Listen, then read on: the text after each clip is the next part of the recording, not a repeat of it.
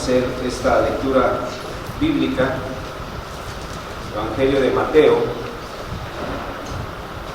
capítulo 9, del versículo 18 al 22.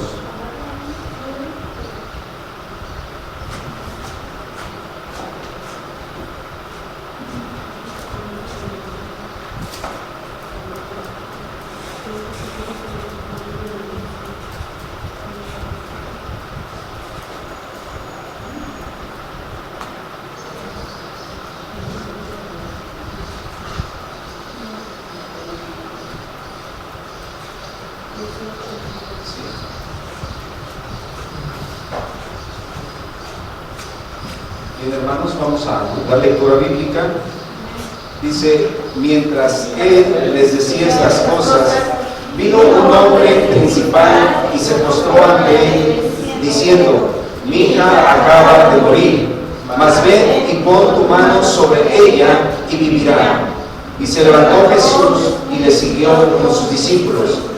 Y he aquí una mujer enferma de flujo de sangre desde hacía 12 años, se le acercó por detrás y tocó el borde de su manto, porque decía dentro de sí: si tocare solamente su manto, seré salva. Pero Jesús, volviéndose y mirándola, dijo: ten ánimo, hija, tu fe te ha salvado. Y la mujer fue salva desde aquella hora. Vamos a orar, hermanos. Padre, en este momento, en el nombre de Jesús, nuevamente elevo mi voz y mi oración, Padre.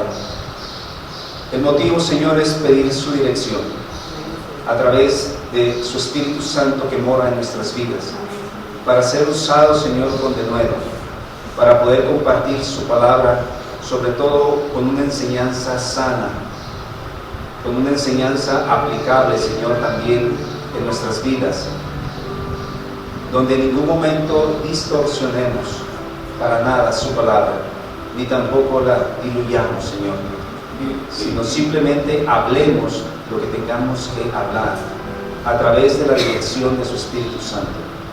Doy gracias, Señor, porque de una otra manera usted pone en el corazón palabra, Señor. Pone palabra para que ministre nuestra vida primeramente y que cumpla el mismo propósito y fin, poder enseñar a la iglesia, Padre. En el nombre de Jesús doy gracias. Amén. Amén. Tome su lugar, hermanos.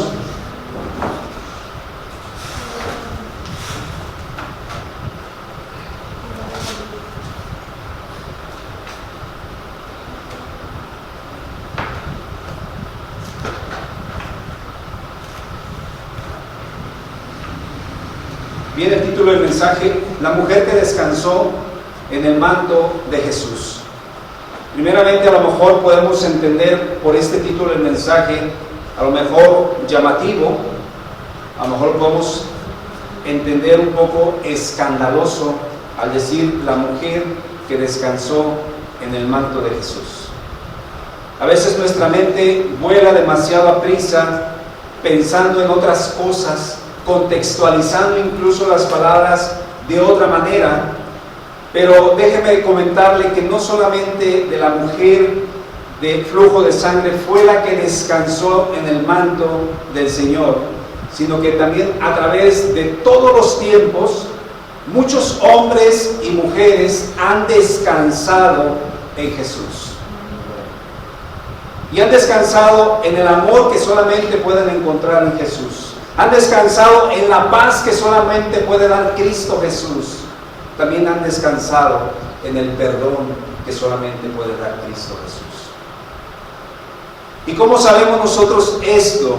De que nosotros podemos descansar verdaderamente en Cristo Jesús.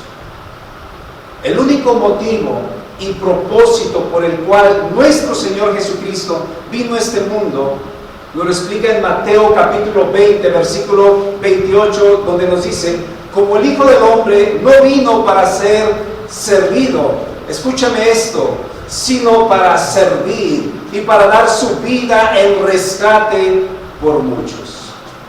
Entonces todos aquellos que hemos venido a los pies de Cristo, que hemos tenido el encuentro con Cristo Jesús, cada quien en lo personal, hemos encontrado entonces en Él ese descanso, esa paz que no encontrábamos en ningún otro lugar, porque Él verdaderamente vino para servir.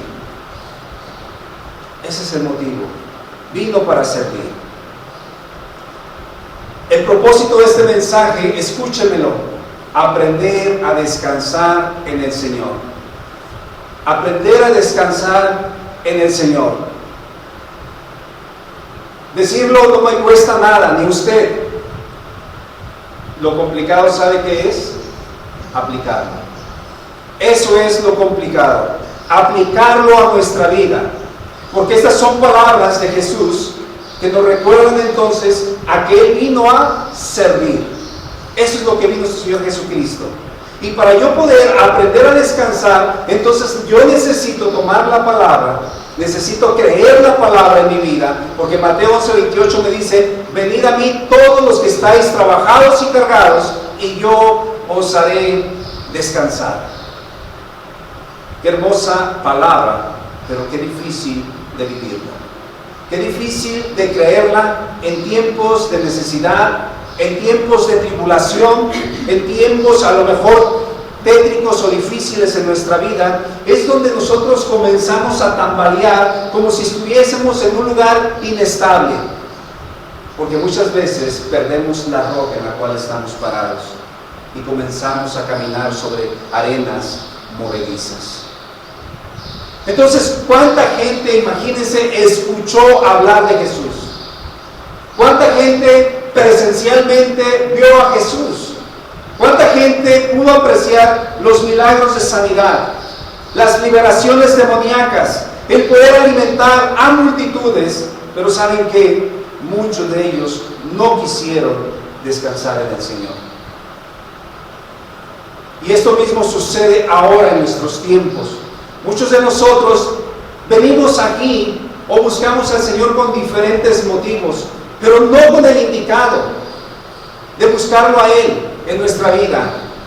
Y eso también lo maneja el Evangelio de Juan, capítulo 6, versículo 26, donde dice: de cierto os digo, que me buscáis, no porque habéis visto las señales, sino porque comisteis el pan y os saciasteis.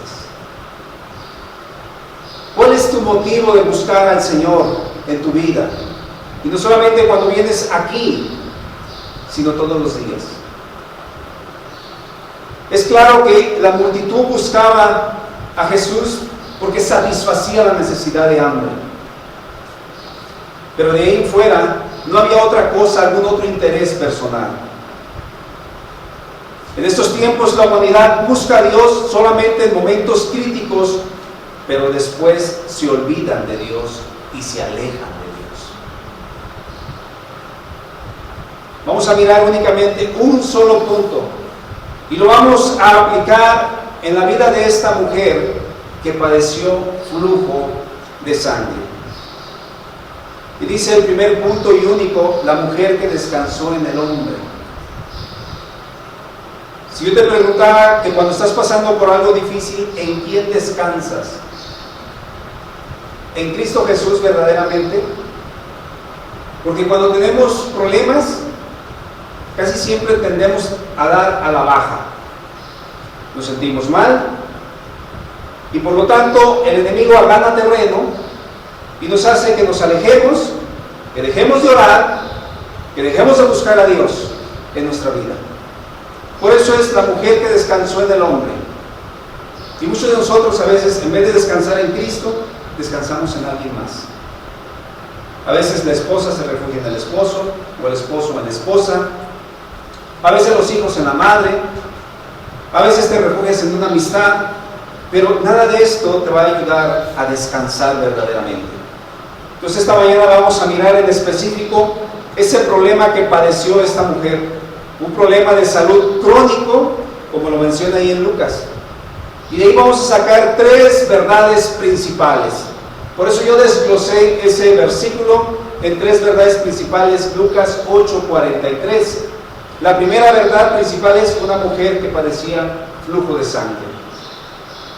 La segunda verdad dice que desde hacía 12 años, y la tercera es que ya había gastado en médicos todo cuanto tenía y por ningún motivo había podido ser curado.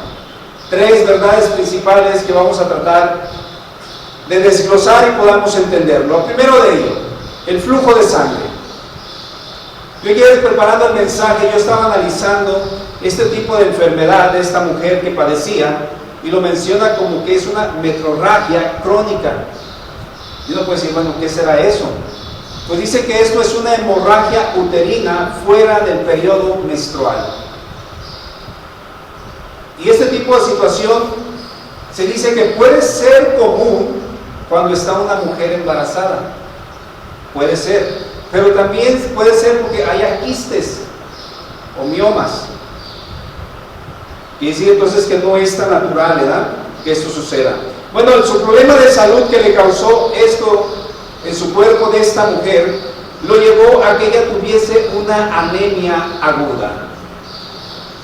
Yo no sé cómo se pueda sentir una persona que tiene anemia, quizá débil. A lo mejor su aspecto físico también lo puede expresar, porque a lo mejor su rostro lucía pálido y a lo mejor su ánimo estaba decaído. Y yo pienso que todo esto se va suscitando una cosa tras otra, por el motivo que cuando a lo mejor no tienes salud, pues también tu semblante se mira decaído, tu ánimo, no hay ese entusiasmo, no hay ese vigor para querer a veces seguir adelante. Pero ¿qué le impedía a ella, que le impedía tantas cosas a ella realizar tan normalmente o cotidianamente? Todo ello por su condición. Ella no podía estar como ahora a lo mejor las mujeres que están en su mes y están entre nosotros. Pero esta mujer, había una ley levítica que la excluía de estar en los lugares. Porque a este tipo de mujer, con este tipo de enfermedad, se les conocía como inmundas. La palabra inmunda, un sinónimo, es impura, sucia, asquerosa o repugnante. Qué palabras grotescas, ¿verdad? Humanamente a veces así nosotros nos comportamos con alguien, ¿no? Bueno, esto lo descalificaba a ella a relacionarse con más gente porque la ley levítica se lo prohibía. Levíticos 15:21. Y la mujer, cuando siguiera el flujo de su sangre por muchos días, fuera del tiempo de su costumbre, o cuando tuviera el flujo de sangre más de su costumbre, todo el tiempo de su flujo será inmunda como en los días de su costumbre. Será inmunda. Entonces, ella tenía que pasar por ese proceso. Después de que terminaba sus días de costumbre, ella tenía que dejar pasar 7 días y al 8º día tenía que tomar 2 tórtolas o 2 palominos, llevarlas al sacerdote. Uno era ofrecido por el pecado y otro era para que se le quitara la impureza. Eso era de acuerdo a la ley. Eso es lo que tenían que hacer. Pero esta mujer, en su situación, ella no podía acercarse a nadie. Ella lo sabía.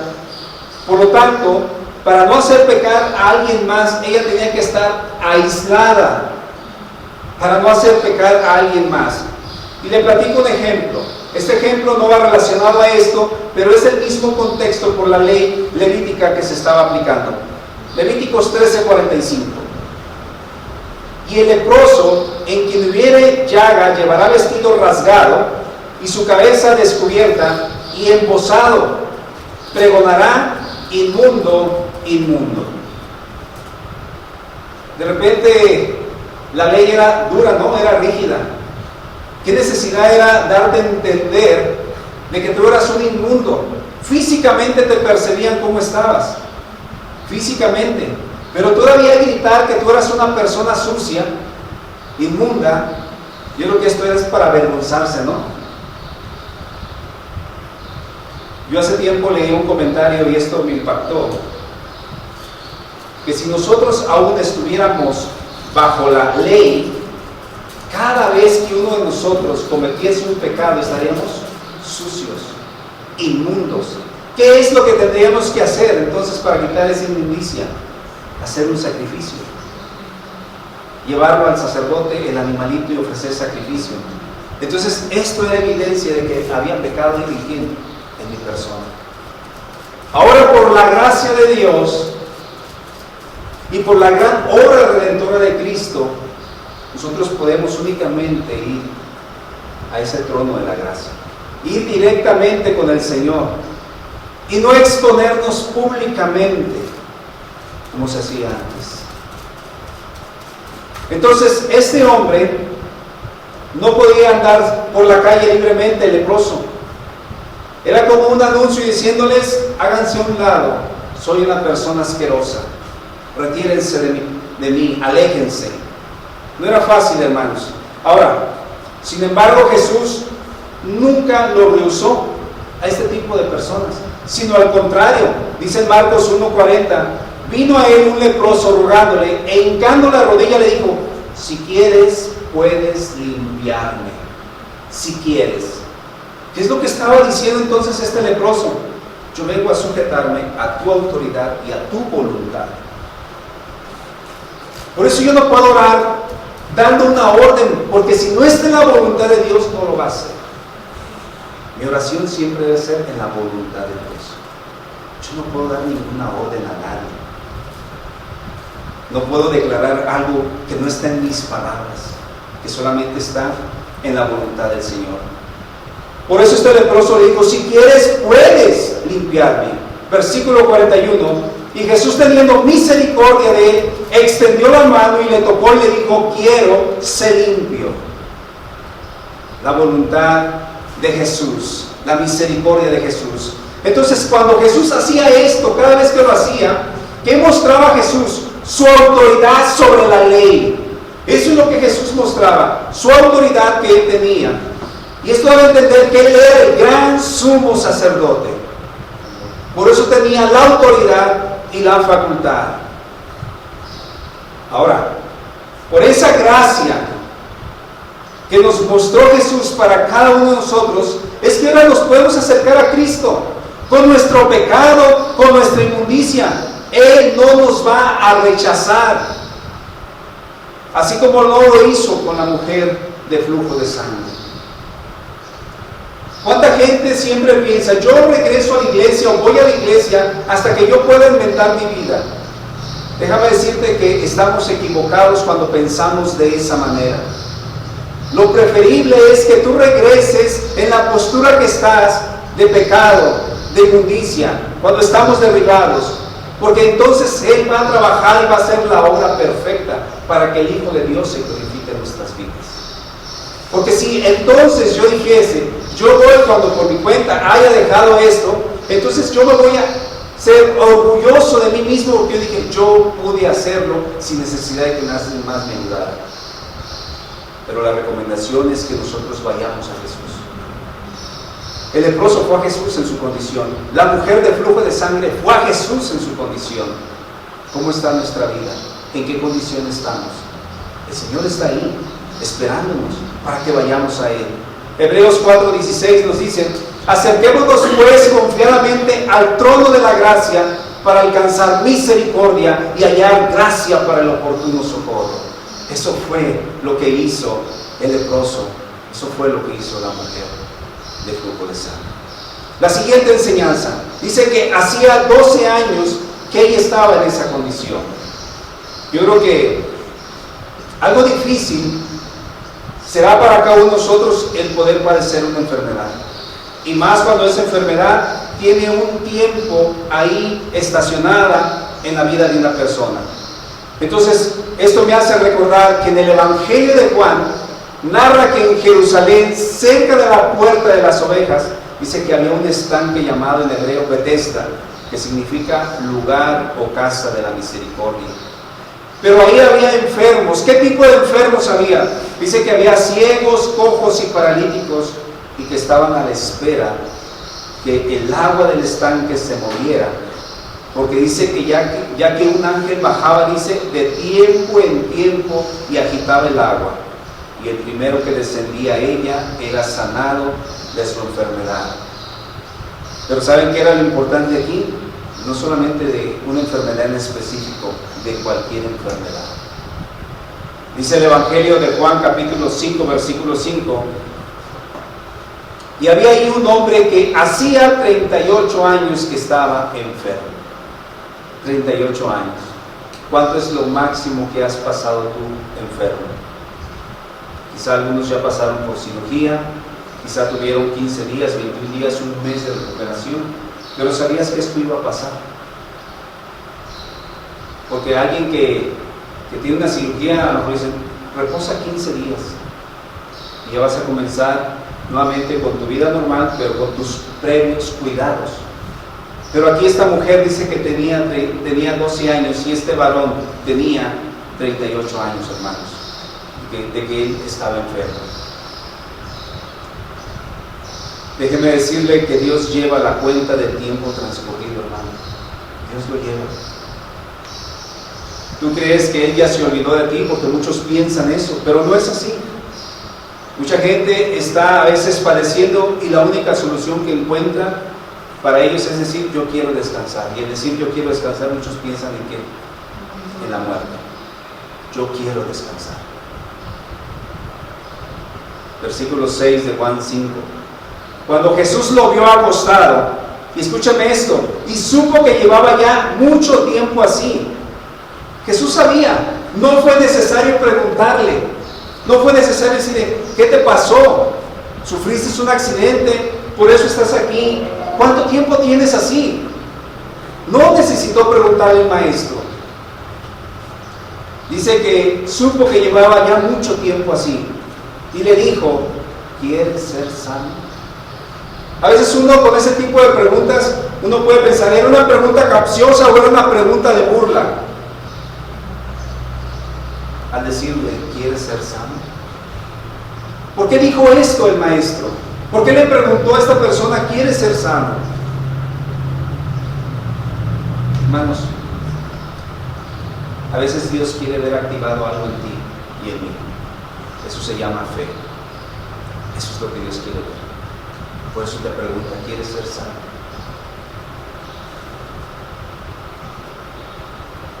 Versículo 7. Señor, le respondió el enfermo, no tengo quien me meta en el estanque cuando se agita el agua, y entre tanto que yo voy, otro desciende antes que yo.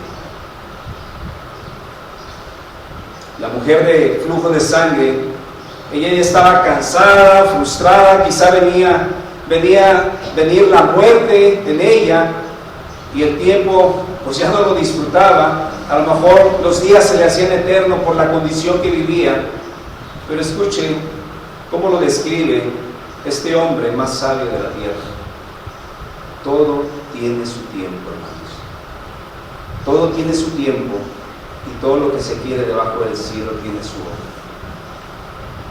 A lo mejor ese tiempo que tú estás padeciendo y que se te ha hecho largo, Dios es decir, yo todo tengo bajo tiempo. ¿Por qué no llegó Jesús antes de sus 38 años con esta persona? Porque Dios tiene el tiempo. Porque en ese tiempo, en ese proceso, va a llegar tiempos de madurez, tiempos de dependencia en el Señor, tiempos de confianza. Por eso a veces hay que aprovechar los tiempos como vayan pasando, porque el tiempo es únicamente de Dios. Entonces, ¿qué podemos aprender? Que necesitamos confiar cualquiera que sea nuestra situación. No midamos nuestra vida en tiempos, sino aprendamos a confiar en nuestro Creador, que para Él el tiempo puede ser una eternidad o una nada, como lo dice el apóstol Pedro en su carta, en la segunda carta, capítulo 3, versículo 8. Mas, oh amados, no ignoréis esto, que para el Señor un día es como 1000 años, y 1000 años como un día. ¿Acaso el Señor tendrá tiempos? No. Los tiempos de Dios son perfectos, inimaginables para nosotros. Él sabe el momento para cada uno de nosotros, así como lo fue para la mujer de flujo, o como para el leproso, o para la mujer encorvada, porque su tiempo es perfecto, y para que nosotros lo glorifiquemos, como lo dijo Jesús cuando sanó a un hombre ciego de nacimiento, que adjudicaba su mal a un pecado, sea el propio de esa persona o de sus padres. Pero Jesús, ¿qué respondió? Juan 9:3. Respondió Jesús: no es que pecó ni sus padres, sino para que las obras de Dios se manifiesten en él. ¿Has visto alguna obra de Dios manifestada en tu vida? ¿De quién es el tiempo? El tiempo es de Dios. Y en ese tiempo Él se va a manifestar tremendamente. Entonces, esto es como la palabra que nos dice a nosotros para no estar sujetos a tiempos. Jeremías 29:11 dice: porque yo sé los pensamientos que tengo acerca de vosotros. Dios ya lo sabe. Y Él tiene pensamientos para ti. Y en ese tiempo para Él, de sus pensamientos, tiene procesos también para ti.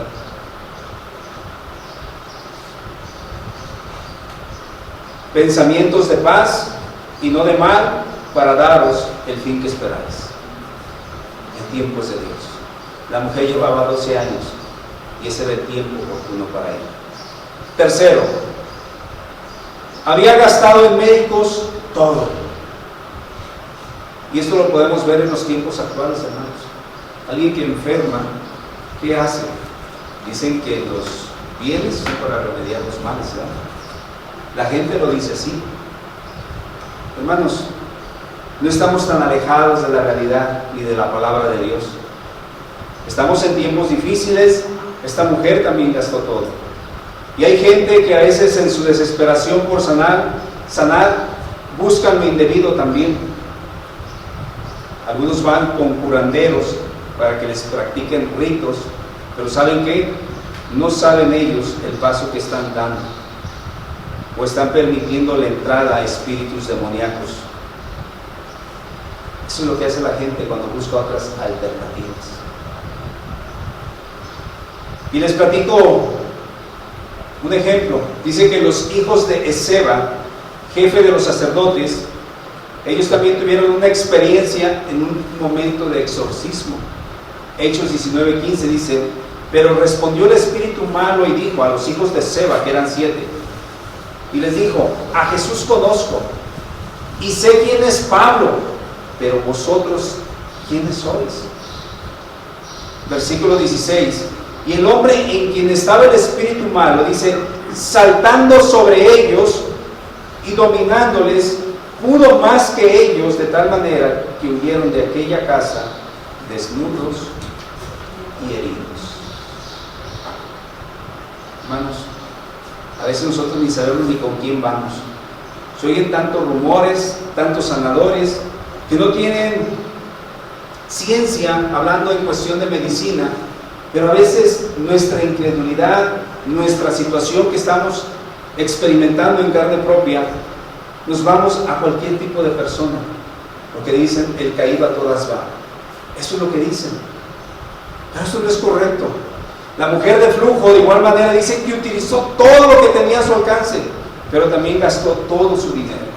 Marcos 5:26 dice: y había sufrido mucho de muchos médicos y gastado todo lo que tenía, y nada había aprovechado. Antes le iba peor. Antes le iba peor. Yo creo que cuando agotas todos los recursos que están a tu alcance, qué difícil es, ¿verdad? Como que aún la esperanza se pierde aún más en desesperanza. Ella agotó todo, pero el resultado era, le iba peor. Entonces, cuando se está en esos cuadros o situaciones, ¿qué es lo que nos queda verdaderamente a cada uno de nosotros? Refugiarnos en Dios. Antes de pensar, como muchos pensamos, voy a ir a tal hospital, o algunos hasta dicen, voy a viajar a otro país para obtener mi sanidad.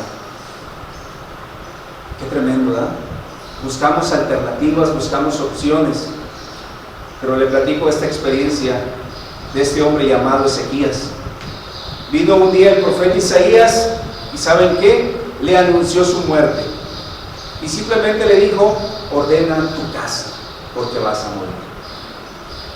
Yo aquí lo puedo entender de dos maneras. Una es que ordenara su casa o su reino, y la otra es que ordenara su propia vida. ¿Cómo estaba su vida? Segunda de Reyes 22. Fíjense lo que hizo Ezequías. Entonces él, volviendo su rostro a la pared, y oró a Jehová y dijo: te ruego que hagas memoria. He andado delante de ti en verdad y con íntegro corazón. Versículo 4.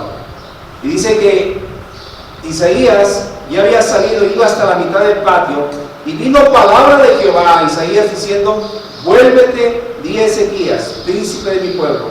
Así dice Jehová, el Dios de David tu padre: yo he oído tu oración y he visto tus lágrimas. He aquí que yo te sano, y al tercer día subirás a la casa de Jehová.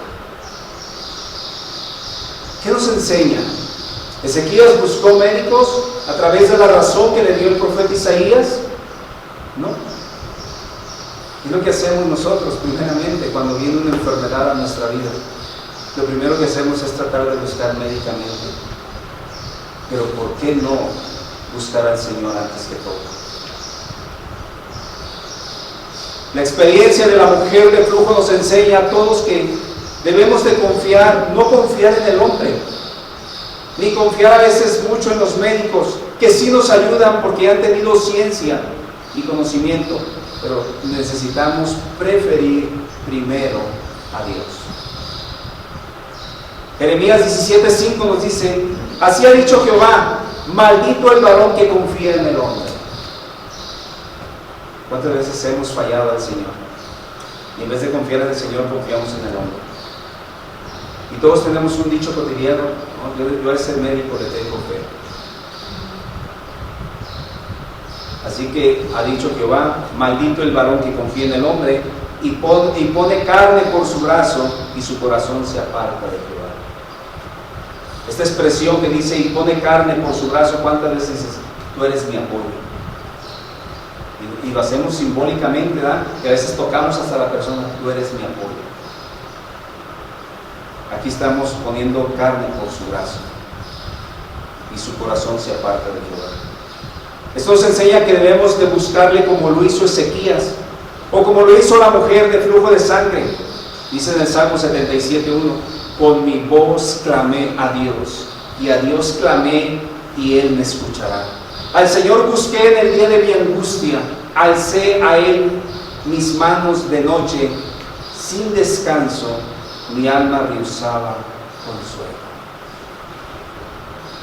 Hemos buscado a Dios, o hemos clamado a Dios hasta que Él nos escuche. ¿Al Señor lo has buscado en tu momento de angustia? La invitación está para que nosotros lo hagamos. Con esto concluyo el mensaje, hermanos. La mujer del flujo de sangre hizo algo importante: desafió al sistema, desafió a la ley levítica contra todo pronóstico.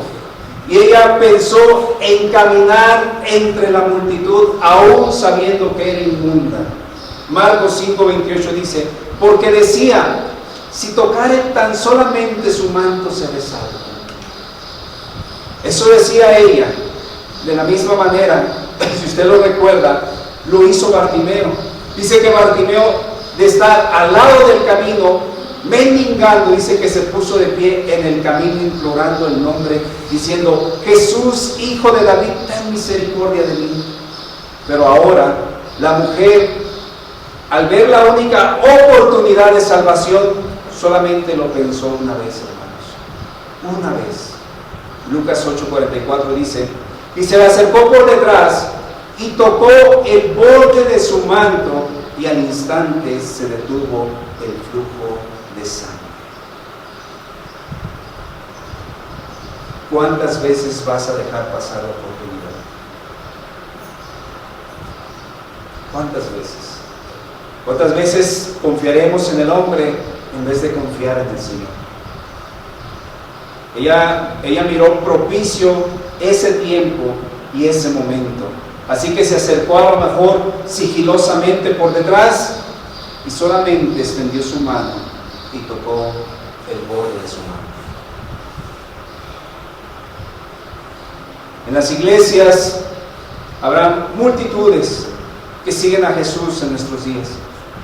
Quizás por lo que reciben de Él, otros porque se sienten bien venir a la iglesia, pero Jesús sabe con qué intención lo buscas.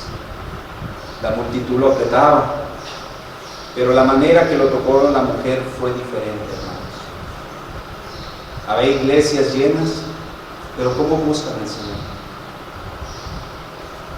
Habrá iglesias de dos gentes, pero con todo el fervor, el amor de buscar al Señor.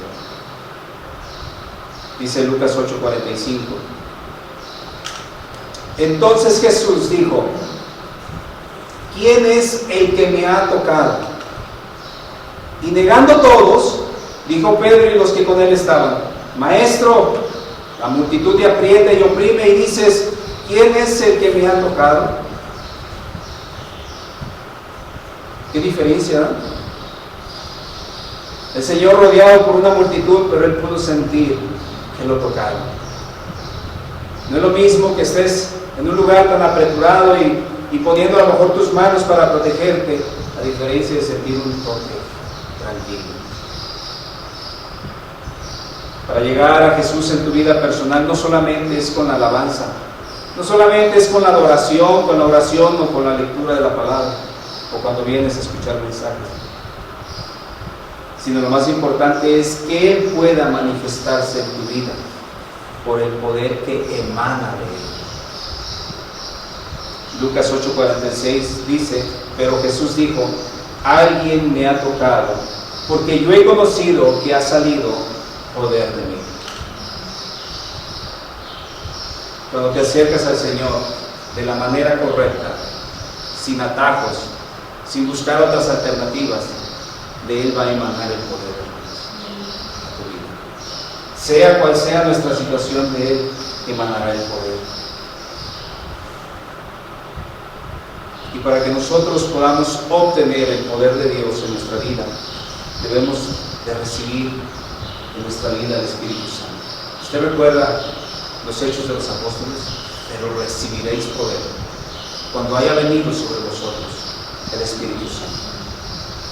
Y una vez que el Espíritu Santo esté en nosotros, también debo de dejar crecer ese pequeño grano de mostaza en mi vida, que es la fe. Y esto fue lo que hizo esta mujer. Ella ejerció su fe, y eso le agradó a Jesús, hermanos, porque eso fue lo que ejerció. Y esta es la invitación, pero antes de ello, dice Lucas 8:48. Y Él le dijo: hija, tu fe te ha salvado, ven en paz. No le dijo: tu fe te ha sanado. ¿Qué es lo que le interesa nuestro Señor Jesucristo de nuestras vidas? ¿Nuestra restauración física o nuestra salvación? Nuestra salvación. Por eso claramente le dijo con esas palabras: hija, tu fe te ha salvado, ven en paz. Y la invitación es clara, porque la palabra nos dice en Hebreos 11:6: pero sin fe es imposible agradar a Dios, porque es necesario que el que se acerca a Dios crea que le hay y que es galardonador, en otras palabras, es premiado de los que le buscan. Hermanos, ¿qué es lo que miró Jesús en esta mujer? La fe. ¿Qué es lo que quiere mirar en nosotros? La fe. Porque si yo no tengo fe, no puedo agradar a Dios. Pero si tengo fe, voy a agradar al Señor. Y aquí viene la última pregunta, aunque es palabra de nuestro Señor Jesucristo: pero cuando Él regrese, hallará fe en la tierra. Pensemos cómo estamos, hermanos. Y si no tenemos fe, necesitamos comenzar a trabajar en nuestra persona con ese grano de mostaza. Oremos. Padre, te doy gracias por tu palabra. Gracias, Señor, porque podemos aprender cosas hermosas de cómo te manifestaste con cada persona de diferente manera. Pero en todo se activó la fe, Señor. La fe del hombre, de un hombre caído a un hombre restaurado. Gracias te doy, Señor, porque esta mujer solamente miró una sola oportunidad. Y tú a nosotros nos has dado suficientes y necesarias oportunidades. Y aún no enmendamos nuestro camino. Aún seguimos en el mundo. Aún seguimos siendo infieles e ingratos hacia ti. Las que tomemos en cuenta, como lo hizo esta mujer. Vio a Jesús y decidió caminar, aún siendo inmunda en medio de la multitud. Bartimeo, estando al lado del camino, se puso sobre sus pies en el camino y comenzó a seguir al Maestro, reconociendo que Él es el camino, Él es la verdad y es la vida. Gracias, Señor, por tu palabra. En el nombre de Cristo Jesús. Amén. Dios les bendiga, hermanos.